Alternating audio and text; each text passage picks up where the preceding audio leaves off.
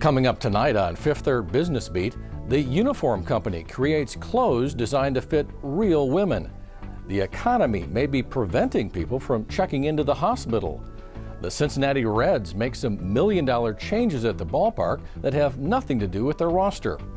Senior staff reporter Lucy May talks about the amount of money, the state money, it takes to house offenders at halfway houses in our region. An industry that sees little change is now adapting to some modern trends.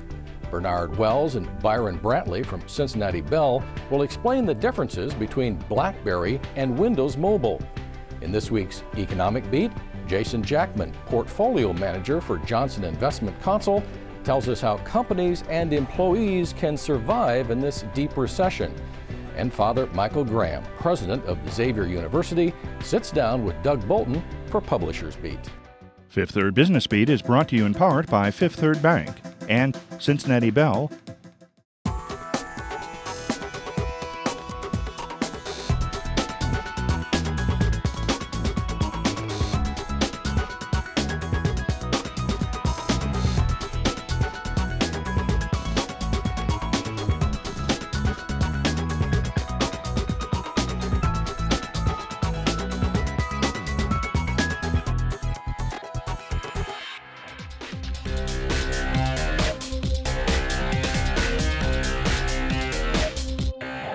Hello and welcome. I'm Terry Daniels, in for Brian Patrick. Welcome to the Fifth Third Business Beat for this Friday, March 27th, 2009.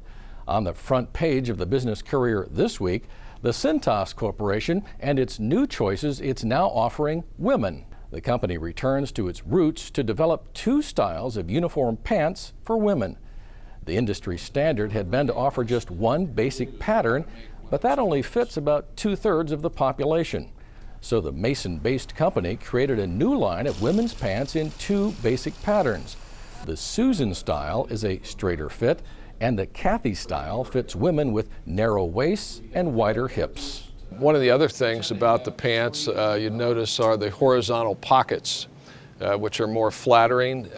They are deep, so they're functional. Also, you'll notice they both have a flat or plain front. That's also more flattering. There's a fairly straight leg from the knee down, which makes it very easy to fit over a work shoe or work boot. We then have recently introduced our new female tops. This one can be worn inside or out. It does not have pockets.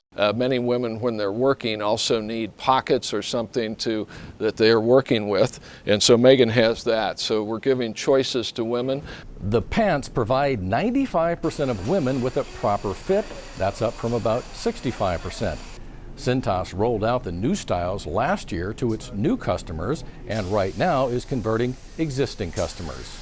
Patient admissions at area hospitals are down and our economy may be the reason. Statewide, the Ohio Hospital Association says there were about 4,500 fewer inpatient admissions in the fourth quarter of last year compared to the year before. At the same time, visits to the ER were up more than 18,000 visits to just over 1.3 million. Christ Hospital didn't see a decline in admissions. However, surgery dropped off about 2.5%. At Mercy Health Partners, fourth quarter admissions were up nearly 1% compared with the average for the first 9 months of 2008. Patient days, though, were down nearly 2%. Bucking the trend, Atrium Medical Center, which saw a 15% increase in both discharges and inpatient days for that same time period. Well, with opening day less than 2 weeks away, the Cincinnati Reds are polishing some new additions to the Great American Ballpark.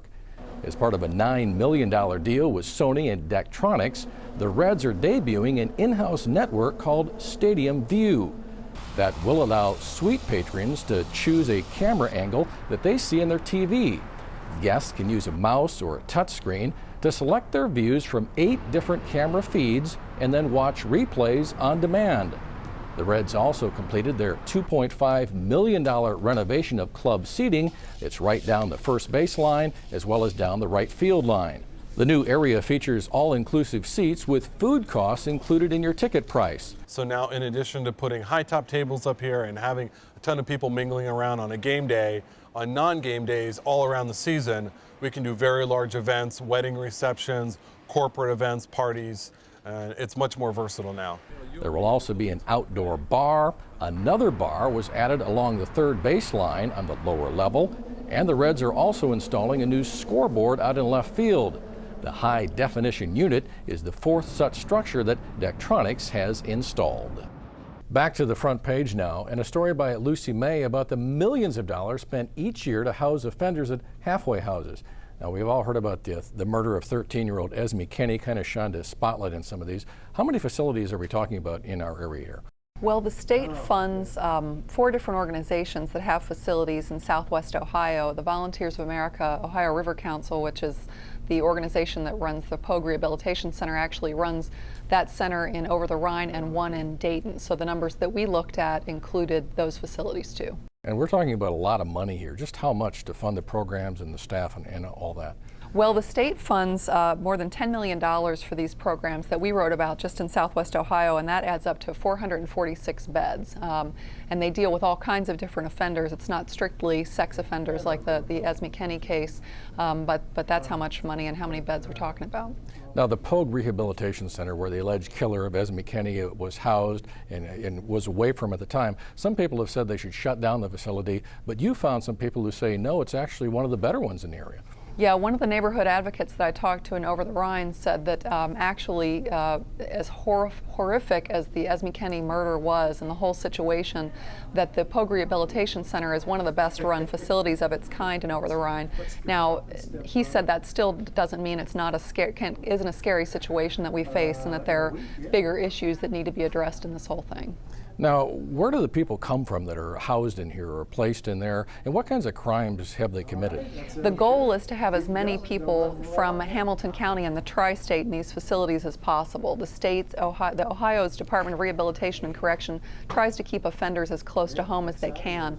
So most of the people, the majority of the people are from Hamilton County, Butler, Warren, but there are also plenty of people who come from other parts of the state. There are people from Cuyahoga County, there are people from Scioto County, all over the place, and they've been convicted of things like there are sex offenders like the man who was charged in Esme Kenney's murder, but there are also people here for drug offenses, they're here for violent crimes, DUIs, and fail to pay child support, lots of different offenses like that. A lot of times when offenders get out of prison, they have to go somewhere, and halfway houses kind of, fill the void there. Just what do they do to try to rehabilitate people or get them back into society? Well, the goal and the advocates for these programs say that the goal of these programs is to help these offenders transition back into the community. That many of them, if they didn't have the services that these programs offered, whether it's drug treatment or counseling or even help trying to find some kind of job, would be homeless and back on the street, and they would have trouble becoming law-abiding citizens. So that's the goal of these programs, to help offenders transition back into the community. And there's actually some legislation that would increase the number of people going to the facilities, like in Over the Rhine, for example? Possibly. Bill Seitz, a senator from Green Township, is sponsoring a bill that would reform some of these systems.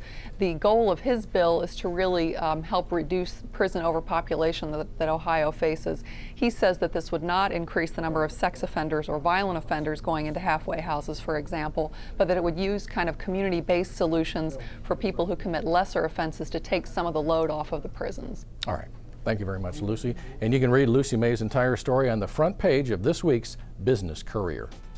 Here's the Courier Greater Cincinnati Stock Index, tracking the performance of about 40 local stocks compared with the broader market using the Dow Jones Wilshire 5000 Index.